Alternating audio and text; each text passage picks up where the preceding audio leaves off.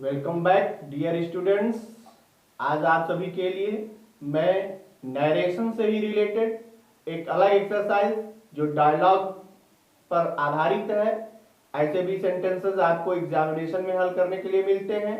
इनको हल करते समय बहुत सारी चीज़ों को खुद कॉमन सेंस से मिक्स करना पड़ता है, उसके बाद फिर सेंटेंस को बनाना पड़ता है।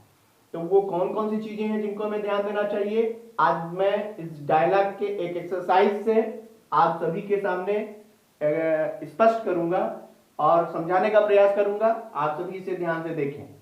इसे मैंने दूर दूर इसलिए लिख दिया है ताकि एक अलग से सेंटेंस समझाने के लिए मैं आपको बीच बीच में दे सकूं, जबकि ये जो क्वेश्चन आएंगे ये सब एक में रहेंगे, ये पूरा एक में रहेगा कहने वाला। जैसे सबसे पहले सेंटेंस को देखें आप, इसमें हरी, ये कॉलन का प्रयोग किया गया है दो बिंदुओं से, ये दिखाने के लिए कि हरि ने कुछ कहा।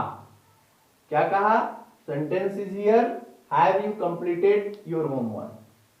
नेक्स्ट राम ने फिर अगेन कुछ कहा, नो। फिर हरि ने अगेन पूछा, कुछ कहा, वाई।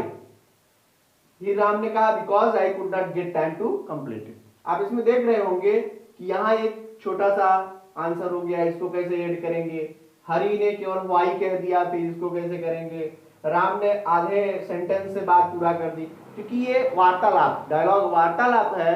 वार्तालाप में बहुत सारी चीजें अंडरस्टूड छोड़ दी जाती हैं, जिसको सामने वाला समझ लेता है और हम कह जाते हैं। स्टूडेंट्स, आप यहाँ ये भी समझें कि बहुत सारी चीजें हैं, जैसे स्पोकन क्लास आप करते हैं तो उसमें आपको दिखेगा कि बहुत सारे सेंटेंसेस को हम कंस्ट्रक्ट करके एक्सप्रेस कर देते हैं और उसमें बहुत सारे सेंस छिपे होते हैं जिसे सामने वाला समझ लेता है। लेकिन बेस हमारा ग्रामर ही है, क्योंकि ग्रामर के बिना कोई भी भाषा पूर्ण हो ही नहीं सकती। इसलिए ग्रामर के नियमों को जानते हुए फिर उसमें कुछ जो है तब्दीली करके या उसमें कुछ जो है जोड़ के आप उसे एक अलग रूप में दे सकते हैं और इसे एक्सप्रेस कर सकते हैं, भावात्मक वे में भी एक्सप्रेस कर सकते हैं। इसलिए ग्रामर के नियमों को समझते हुए आप काम करेंगे तो गलतियां होने के कम चांसेस होंगे। फिलहाल आज मैं आप सभी को डायलॉग से रिलेटेड कुछ अंडरस्टूड चीजों को समझाने का प्रयास करूंगा। जैसे सबसे पहले तो आप ये देखें कि जब भी नरेशन की बात आएगी, जिसे हम डायरेक्ट और इनडायरेक्ट स्पीच के रूप में देख रहे हैं, तो डायरेक्ट स्पीच के सेंटेंस में निश्चित रूप से एक रिपोर्टिंग वर्ब होगा और एक रिपोर्टेड स्पीच होगा। रिपोर्टिंग वर्ब में कहने वाला और रिपोर्टेड स्पीच में कही गई बात होगी। तो हरि ने किससे कहा? राम से कहा। यहां केवल हरि लिख करके छोड़ दिया गया और उसकी कही गई बात दे दी गई, जबकि आपको यह समझना होगा क्योंकि डायलॉग में जिससे वार्ता हो रही है वो दोनों उपलब्ध हैं। तो हरि ने राम से कहा। अब आप यहां ये अपने दिमाग में रखें कि ये सेंटेंस यानी रिपोर्टिंग वर्ब भले ही छोटा दिख रहा हो या अधूरा है, लेकिन जब भी आप बनाएंगे तो ये आपके दिमाग में होना चाहिए। मैं यहां लिखकर समझा रहा हूं, आपके दिमाग में होना चाहिए कि Hari said to Ram, then sentence जो आगे है। यानी रिपोर्टिंग वर्ब को एक रूप देना होगा। रिपोर्टिंग वर्ब को जब रूप दे लेंगे तभी आप इसको चेंज कर पाएंगे, अन्यथा आप इसे परिवर्तित नहीं कर पाएंगे। तो सबसे पहले आप इसको ये समझें कि हरि ने राम से कहा, तो हरि सब्जेक्ट और राम ऑब्जेक्ट और बीच में सेड टू, ये अंडरस्टूड है। इसे आप अपने दिमाग में रख के ही नरेशन बनाना शुरू करेंगे। अब आगे का सेंटेंस तो साफ साफ स्पष्ट है, इसलिए आपको इसमें कुछ करना नहीं है, बस ये समझना है कि किस सेंटेंस में है। ये हेल्पिंग वर्ब से शुरू हो रहा है, तो हेल्पिंग वर्ब से शुरू होने वाले सेंटेंसेस इंट्रोगेटिव सेंटेंस होते हैं और इंट्रोगेटिव सेंटेंस का रूल है कि इनडायरेक्ट बनाते समय सेड टू को आस्क्ड में और कॉमा और इन्वर्टेड कॉमा को हटाकर दोनों सेंटेंसेस को जोड़ते समय बीच में इफ या वेदर कंजंक्शन का प्रयोग किया जाता है। और उसके बाद रिपोर्टेड स्पीच को चेंज करेंगे। रिपोर्टेड स्पीच में 3 चेंजेस होते हैं, आपको पता है, पर्सनल प्रोनाउन, टेंस और निकटता सूचक शब्दों का परिवर्तन। तो हम इसे चेंज करते हुए चलते हैं। यहाँ आप इसको मैं हटा देता हूं क्योंकि अब आप समझ गए होंगे कि ये यहाँ पर सेड जो है वो अंडरस्टूड है। तो इसको आप बनाएंगे तो होगा हरि, अब चेंज करते हैं, इसके अनुसार होगा हरी आस्क्ड राम। जोड़ते समय कंजक्शन इफ लेंगे, हेल्पिंग वर्ब से शुरू है, लेकिन यहां पर्सनल प्रोनाउन है, पहले पर्सनल प्रोनाउन को लेंगे क्योंकि इसका एक और रूल है कि जो इंट्रोगेटिव का सेंटेंस होता है इनडायरेक्ट बनाते समय वो एसेरेटिव में बदल जाता है, और एसेरेटिव में सबसे पहले सब्जेक्ट को रखना है, इसलिए यू को पहले लेंगे। यू यानी सेकंड पर्सन का प्रोनाउन, ये ऑब्जेक्ट के अनुसार राम के पास गया और ये हो गया ही। इफ ही टेंस बदल दीजिए, हैड कंप्लीटेड योर गया अगेन राम के पास हिज होम वर्क। आपको ये पता है कि इंट्रोगेटिव सेंटेंस एसेरेटिव बदल जाता है, इसलिए फुल स्टॉप का प्रयोग कर दिया गया। अगेन नेक्स्ट सेंटेंस में चलते हैं। तो राम ने कुछ कहा और वो नो के लिए मैंने पिछली वीडियोस में दिया है, नरेशन की पिछली वीडियोस में आप देखेंगे तो उसमें आपको मिलेगा कि नो को रिप्लाइड इन नेगेटिव में आप चेंज कर सकते हैं, यानी राम ने कुछ उत्तर दिया जो नेगेटिव था, तो आप इसे डायरेक्ट लिख सकते हैं, यहां पर जोड़ने की जरूरत नहीं पड़ेगी कि Ram replied in negative.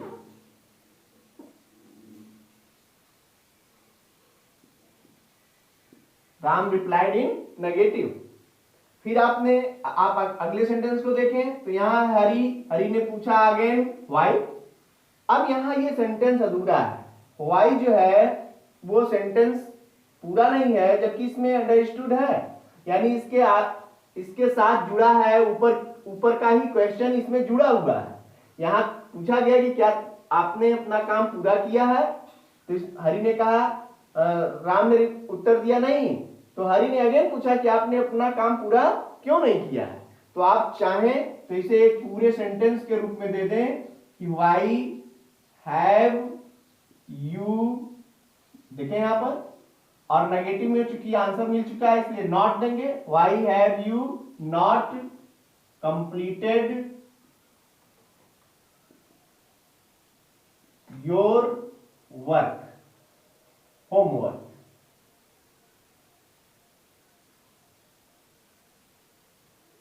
Question mark, ये आपका पूरा का पूरा सेंटेंस बन गया।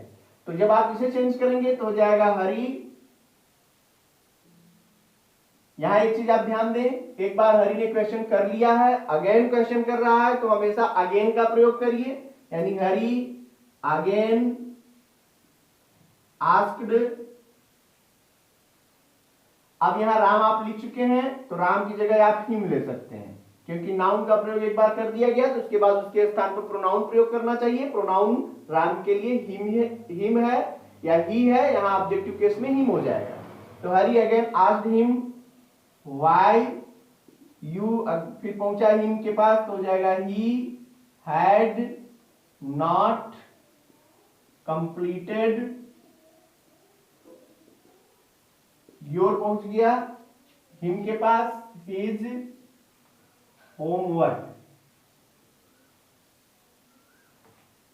थोड़ा लंबा हो गया, आप देख रहे होंगे कि ये क्वेश्चन में तो शार्ट था, लेकिन ये लंबा हुआ क्योंकि इसे समझना होगा कि ये क्वेश्चन में स्टार्ट में पूछा गया था। इसे एक और तरह से लिख सकते हैं, वाई जो है वो इंडिकेट करता है रीजन की ओर, तो आप इसे शार्ट में बनाना चाहें तो आप इसे बना सकते हैं कि हरी आस्क्ड द रीजन, यानी वाई को चेंज करके आप छोटे में भी सेंस बनाने के लिए आप सीधे लिख सकते हैं हरी आस्क्ड द रीजन, कारण पूछा। और यदि आप सेंटेंस में जाएंगे तो ये सेंटेंस तैयार होगा, वहां भाव में बनेगा, यहां सेंटेंस में। सेंटेंस बनाने में थोड़ा आपको आसानी होगी, हो सकता है सेंस लेने में कहीं आपका सेंस कॉन्सेप्ट क्लियर ना हो तो गलती कर सकते हैं, लेकिन ऐसे में गलती होने के चांस नहीं है।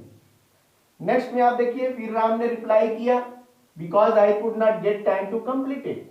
यहां देख रहे हैं बिकॉज एक कंजक्शन के रूप में है, इसके पहले का सेंटेंस ऊपर है, आप चाहे तो इसको और लंबा बनाएंगे, बनाएंगे तो इसके पहले एक क्लास जोड़नी पड़ेगी, यानी वो क्लास क्या होगी कि I have not completed my homework because I could not get time to complete it. यानी इसका आंसर आपको इसके पहले जोड़ना पड़ेगा।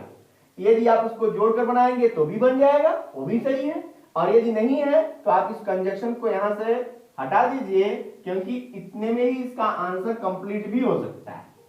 तो ये सीधा सीधा हो जाएगा कि राम ने अगेन उत्तर दिया। जैसे यहां अगेन हरि ने पूछा, वैसे ही राम ने अगेन रिप्लाई किया।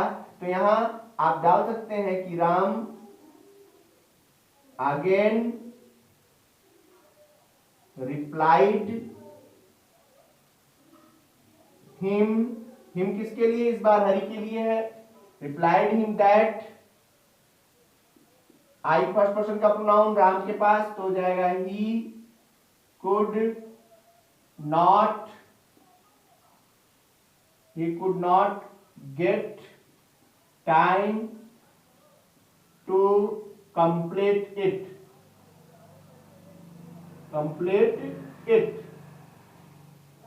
ये हो गया। इस प्रकार से आपने देखा कि ये सेंटेंस क्लियर हुआ। आप इसे ध्यान से देखें, इसको फिर से समझने का प्रयास करें, बार बार समझने का प्रयास करें, इससे रिलेटेड एक्सरसाइज करें और अपना कॉन्सेप्ट क्लियर करें। मुझे ऐसा लगता है कि आप सभी को ये सारी चीजें समझ में आ गई होंगी।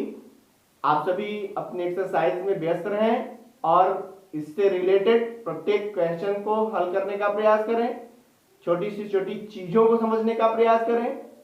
विद्यार्थियों, एक बात आप समझें कि किसी भी चीज को एक रूल के रूप में समझ लेना या एक हल्के हल्के चीजों को समझ लेने से ही सब पर्याप्त नहीं होता।